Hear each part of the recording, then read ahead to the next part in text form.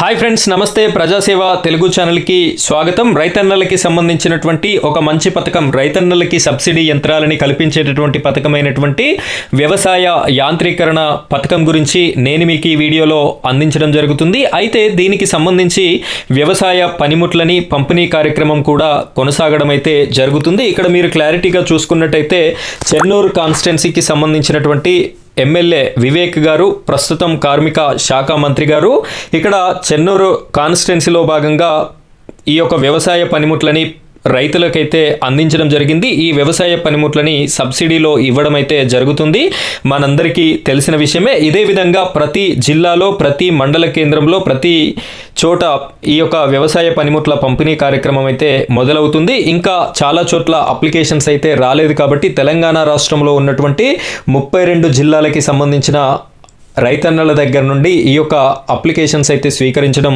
జరుగుతుంది.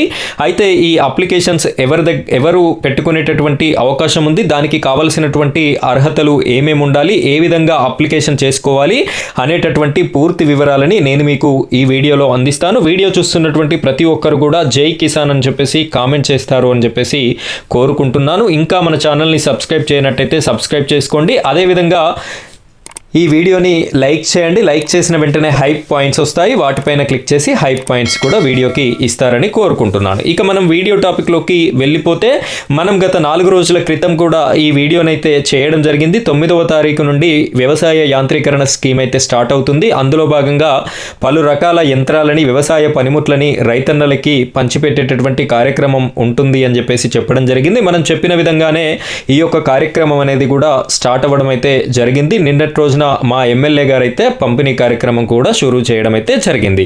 అయితే ఇది సబ్సిడీలో భాగంగా ఇవ్వడం అయితే జరుగుతుంది. మొత్తానికి ఫ్రీ కాదు. సన్న చిన్నకారు మహిళా రైతులకి 50% సబ్సిడీ ఇస్తారు.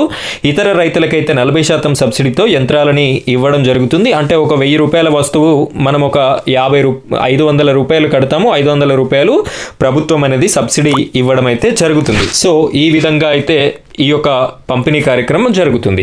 అయితే దీనికి ఎవరు అర్హులు అంటే, పట్టాదారు పాస్ పుస్తకము కలిగి ఉన్నటువంటి రైతన్నలు అప్లికేషన్ అయితే చేసుకోవడానికి అవకాశం ఉంటుంది.